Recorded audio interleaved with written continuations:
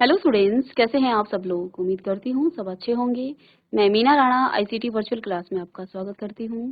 Students, हम पढ़ रहे हैं क्लास 7 की हिंदी और मल्हार बुक से हमने प्रीवियस लेक्चर में पहली कविता शुरू की थी जिसका शीर्षक है माँ कह एक कहानी।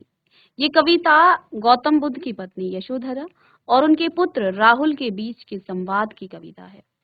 तो चलिए इस कविता को एक बार रिवीजन करेंगे और आज इसके अभ्यास प्रश्न भी करेंगे। तो चलते हैं स्मार्ट बोर्ड पर। चलिए, तो कविता का शीर्षक है माँ कहे एक कहानी। ये कविता लिखी है मैथिली शरण गुप्त ने।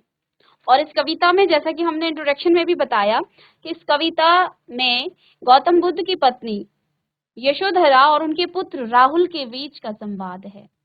राहुल अपनी माँ से जिद करता है कि वो उन्हें एक कहानी सुनाए।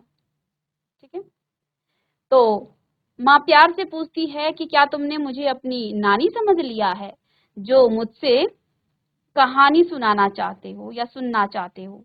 इस पर राहुल कहता है कि दासी ने उन्हें बताया कि माँ नानी की बेटी होती है, इसलिए आप ही मुझे लेटे लेटे राजा या रानी की कोई अच्छी सी कहानी सुनाओ। तो यहाँ पर राहुल जो है माँ यशोधरा से जिद करते हुए कहते हैं कि माँ कहे एक कहानी। चलिए कविता की पंक्तियों को पढ़ते हुए फिर हम बाद में करेंगे इसका अर्थ। तो माँ कहे एक कहानी, बेटा समझ लिया क्या तूने मुझको अपनी नानी। कहती है मुझसे यह चैटी, तू मेरी नानी की बेटी। कह माँ कह लेटी ही लेटी, राजा था या रानी, राजा था या रानी। माँ कह एक कहानी, तू है हठी मान धन मेरे, सुन उपवन में बड़े सबेरे, तात भ्रमण करते थे तेरे, तात भ्रमण करते थे तेरे, जहाँ सुर भी मन मानी, जहाँ सुर भी मन मानी। हाँ माँ यही कहानी, हाँ माँ यही कहानी। वर्ण वर्ण के फूल खिले थे, झलमल कर हिम बिंदु झिले थे, हल्के झोंके हिले मिले थे, लहराता था पानी, लहराता था पानी। हाँ माँ हाँ यही कहानी, हाँ हाँ यही कहानी। गाते थे गाते थे खग कल कल सवेरे से स्वर से, गाते थे कल खग कल कल स्वर से, सहसा एक हंस ऊपर से गिरा, वृद्ध होकर खर सर से, हुई पक्ष की हानि, हुई पक्ष की हानि। करुणा भरी कहानी, करुणा भरी कहानी। चौंक उन्होंने उसे उठाया, नया जन्म सा उसने पाया, इतने में आखेटक आया, लक्ष्य सिद्ध का मानी, लक्ष्य सिद्धि का मानी।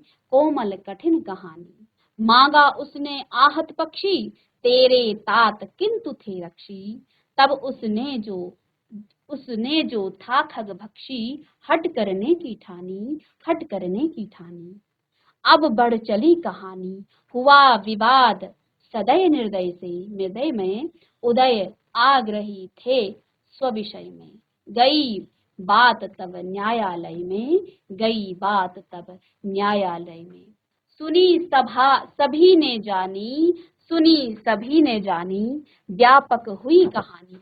राहुल तू कर इसका राहुल तू निर्णय कर इसका, न्याय पक्ष लेता है किसका।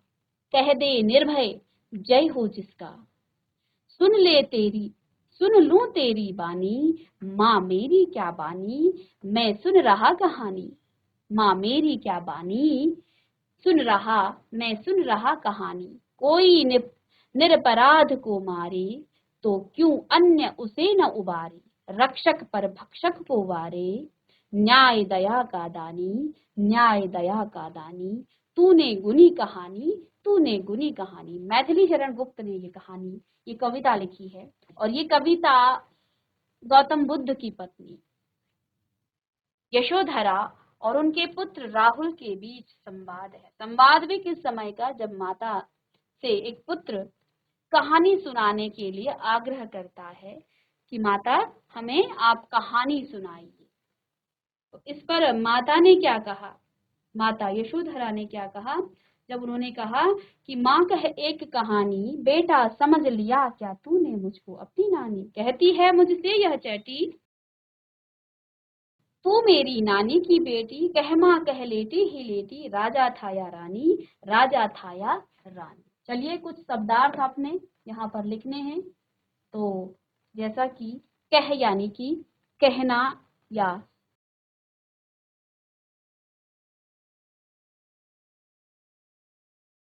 कहना, कह यानी कि कहना या सुनाना, सुनाना। नानी कहा, नानी तो आप समझते हैं ना, चैटी कहते हैं दासी या नौकरानी को, दासी या फिर नौकरानी।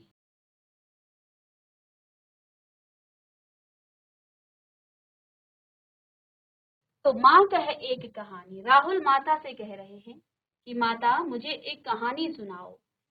तो माता यशोधरा कहती हैं कि बेटा तुमने मुझे अपनी नानी समझ लिया है, जो मैं तुमको कहानी सुनाऊं। तब राहुल कहते हैं, कहती है मुझसे यह चैटी, तुम्हारी दासी कहती है कि तुम नानी की बेटी हो, कह माँ कह लेटी ही लेटी। अब माता और पुत्र लेटे हुए हैं। पुत्र जब बच्चा बहुत छोटा होता है तो सोते समय वो आग्रह करता है अपनी माता से कि वो या तो लोरी सुनाए या कहानी सुनाए। बच्चों की जो है ये फरमाइश होती है कि वो कहानी सुनाए, और उस कहानी और उस लोरियों को सुन करके वो बच्चा सो जाता है। तो यहाँ पर राहुल भी माता से वही कहते हैं कि नानी तो तुम नहीं हो, लेकिन नानी की ही बेटी हो, ये मुझे आपकी दासी ने बताया है। राजा था या रानी, अब राहुल कहते हैं कि वो क्या था, राजा था या रानी, राजा था या रानी, कह माँ एक कहानी, एक कहानी सुनाओ माता मुझे, राजा हो या रानी, राजा और रानी की कोई कहानी मुझे सुनाओ। तो उपरोक्त पंक्ति में सिद्धार्थ पुत्र राहुल अपनी माता यशोधरा से कहानी सुनाने की जिद करता है और यह कहता है कि माँ उसे एक कहानी सुना दे। इस पर यशोधरा बालक को डांटते हुए कहती है, क्या उसने यशोधरा को अपनी नानी समझ लिया है? ठीक है,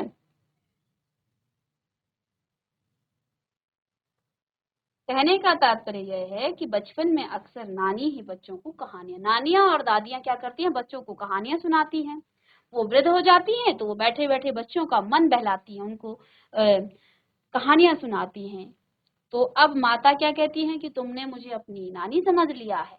तब सिद्धार्थ पुत्र राहुल जवाब देता है कि आपकी जो दासी है वो मुझसे कहती है कि तुम उन्हीं नानी की बेटी हो, इसलिए कह माँ कह लेटी ही लेटी मुझे अपनी कहानी, कोई कहानी सुनाओ, मुझे राजा और रानी की कहानी सुनाओ।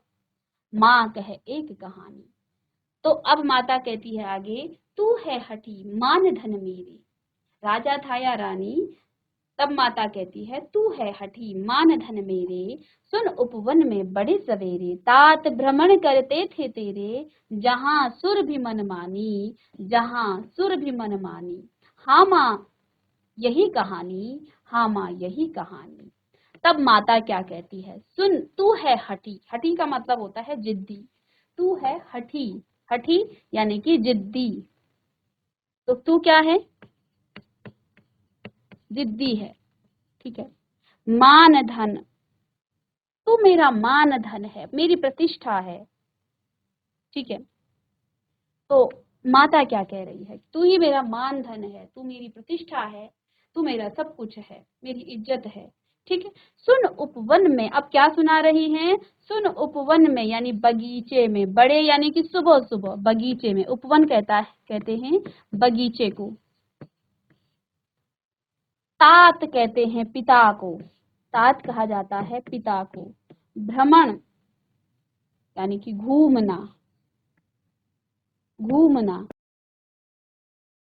अब माता ने क्या कहा, तू हठी है लेकिन मेरा मान धन है, मेरी प्रतिष्ठा है, मेरा गर्व है, मेरे। सुन उपवन में बड़े सवेरे, अब सुनाते हैं कि बगीचे में सुबह सुबह तुम्हारे तात यानी कि तुम्हारे पिता भ्रमण करते रहते थे। अपने पिता की ही कहानी सुनाने लग गई, उनकी माता उनकी पिता की ही कहानी सुनाने लग गई कि तू है हठी मान धन मेरी, तू तो बड़ा हठी है लेकिन फिर भी मेरी प्रतिष्ठा है, तुझसे ही मेरी जो है इज्जत है, तुझसे ही मेरी प्रतिष्ठा है। सुन उपवन में बड़े सवेरे, तो सुन उपवन यानी बगीचे में सुबह सुबह, बड़े सवेरे यानी सुबह सुबह, बहुत जल्दी, सुबह सुबह तात भ्रमण करते थे तेरे, यानी तेरे पिता उस समय वहां उस बगीचे में घूमा करते थे। तब क्या हुआ, जहां सुरभि मन मानी, जहां सुरभि मन मानी, जहां पर सुरभि यानी कि सुगंध, सुगंधित हवा, सुरभि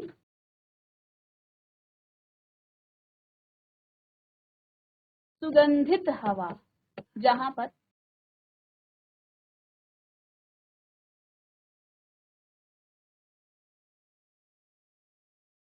तो सुगंधित हवा। अब क्या कहती है माता, जहां सुरभि मन मानी, जहां सुगंधित हवा जो है इच्छा के अनुसार जो है, जैसे हमारी सुबह सुबह में बहुत अच्छा सा फील होता है जब आप बाहर घूमने जाओगे सुबह सुबह, तो सब जगह स्वच्छ हवा चलती है। दिन में तो बहुत सारा प्रदूषण हो जाता है, धूल मिट्टी के कण उस हवा में रहते हैं वातावरण में, लेकिन सुबह जो है, सुबह की जो हवा है वो बड़ी सुगंधित होती है चारों तरफ, क्योंकि बगीचे की बात हो रही है तो चारों तरफ फूल खिले होंगे, तो फूलों की ही खुशबू जो है उस बगीचे में आ रही होगी। ठीक है, चलिए, जहां सुरभि मन मानी, जहां सुरभि मन मानी, जहां सुगंधित हवा जो है, मन चाही हवा, जहां पर इच्छा के अनुसार जो है वहां पर हवा चल रही थी। जहां सुरभि मन मानी, जहां सुरभि मन मानी। हाँ माँ, यही कहानी। अब जैसे ही राहुल ने सुना उनके पिता की ही कोई कहानी उनकी माता सुना रही है, तो राहुल ने क्या कहा, हाँ माँ यही कहानी, हाँ माता यही कहानी सुननी है, हाँ माँ यही कहानी। तो जहां सुरभि मन मानी, जहां सुरभि मन मानी, जिस बगीचे में मन चाही हवा चलती है। अब देखो, बगीचे में जब फूल खिले होंगे सुबह सुबह, उन फूलों की जो है सुगंधित हवा चलती है। तो माता यशोधरा बताती हैं कि तुम्हारे पिताजी उस बगीचे में सुबह सुबह भ्रमण करते थे, घूमा करते थे। वर्ण वर्ण के फूल खिले थे, वर्ण वर्ण के फूल खिले थे, झलमल कर हिम बिंदु झिले थे, हल्के झोंके हिले मिले थे, लहराता था पानी, लहराता था पानी। हाँ हाँ यही कहानी, हाँ हाँ यही कहानी, हाँ हाँ यही कहानी, हाँ हाँ यही कहानी। वर्ण वर्ण के फूल खिले थे, वर्ण वर्ण यानी कि रंग बिरंगे फूल खिले थे। कहाँ पर, उस बगीचे में, रंग बिरंगे, रंग बिरंगे फूल खिले थे, अलग अलग रंग के। बगीचे में अलग अलग रंग के फूल होते हैं, या कहीं आपको, अब तो एक रंग के भी होते हैं, ठीक है, जहां पर जो है सीक्वेंस पर लगाया जाता है, एक पंक्ति में एक ही तरह के फूल होंगे, दूसरी पंक्ति में। लेकिन पूरे बगीचे की जब हम बात करेंगे तो पूरे बगीचे में अलग अलग प्रकार के फूल खिले थे, वर्ण वर्ण के फूल खिले थे। आगे कहते हैं, झलमल कर, झलमल कर हिम बिंदु झिले थे। हिम बिंदु जानते हो आप, हिम बिंदु क्या होता है, जमी हुई जो ओस होती है। ठंडियों में आप जब बाहर जाएंगे तो आपको छोटी छोटी घास में ओस की बूंदें दिखेंगी, ठीक है। तो क्या कहते हैं, झलमल कर, झलमल कर अर्थात हिल मिलाते हुए, हिल मिलाते हुए, हिल मिलाते हुए,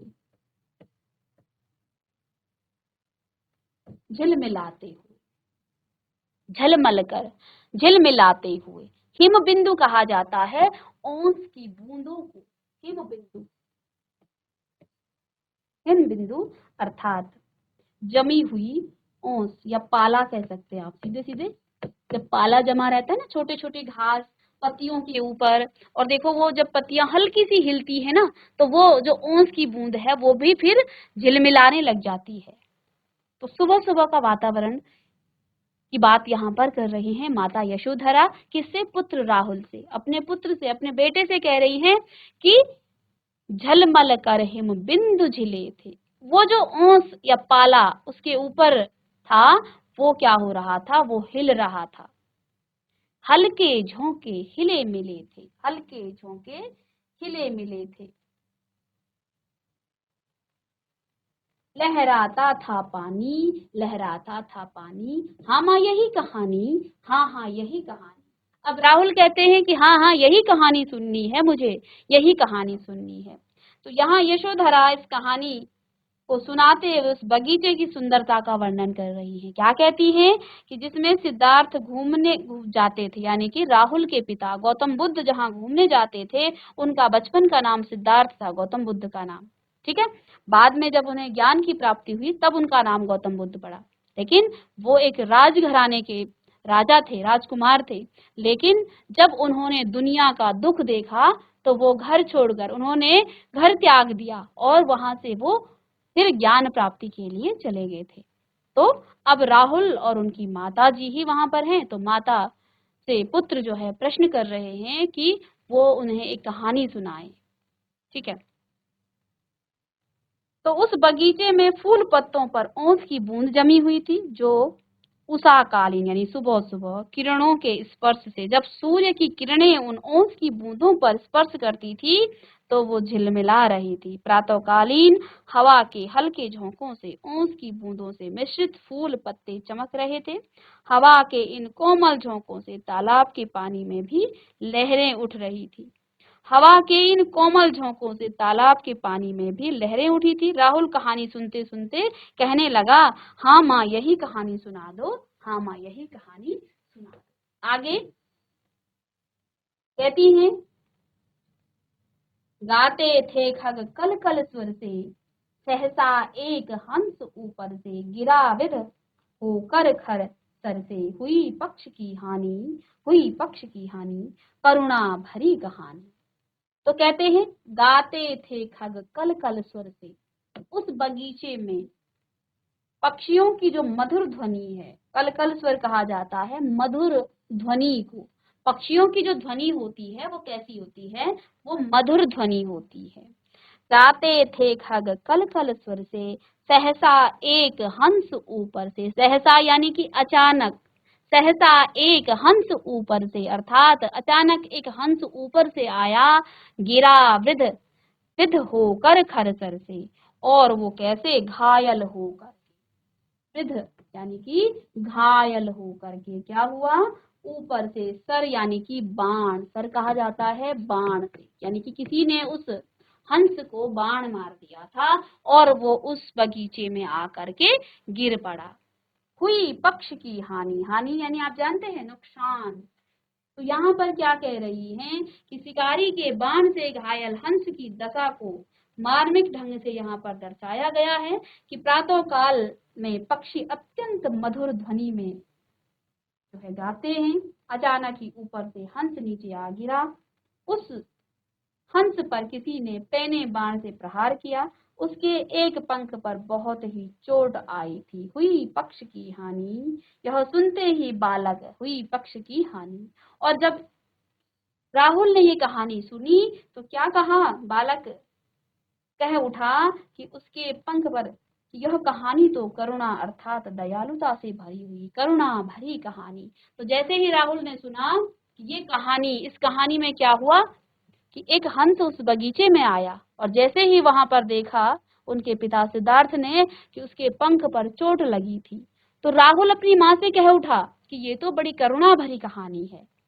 चौंक उन्होंने उसे उठाया, नया जन्म सा उसने पाया, इतने में आंखें टक आया, लक्ष्य सिद्धि का मानी, लक्ष्य सिद्धि का मानी, कोमल कठिन कहानी। अब यशोधरा सिद्धार्थ द्वारा हंस को उठाने और शिकारी के आ जाने की बात किसको कह रही हैं, बालक राहुल को बताती हुई कहती हैं कि अचंभित होकर के सिद्धार्थ ने घायल हंस पक्षी को उठा लिया और हंस को लगा कि मानो उसने फिर से नया जन्म प्राप्त किया हो, नया जन्म सा उसने पाया।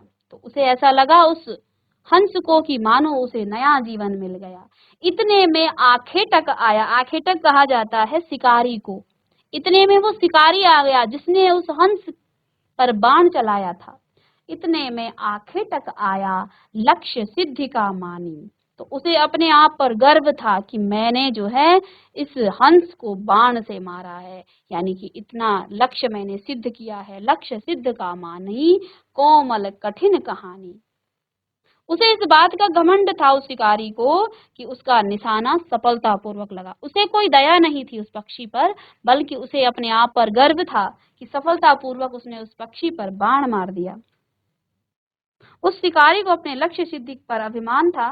निश्चित रूप से ही यह कहानी कोमलता का भाव भी लिए हुए है और अति कठोर भाव भी प्रदर्शित कर रही है। कोमल कठिन, देखो इस कहानी में एक तो कोमलता है जिसमें सिद्धार्थ उस पक्षी की मदद करते हैं, उसे नया जन्म देते हैं, उसकी रक्षा करते हैं, और दूसरी तरफ जो है यहाँ कठिन कहानी, क्योंकि वो जो शिकारी था उसे उस पक्षी से कोई दया नहीं थी, कोई सहानुभूति नहीं थी।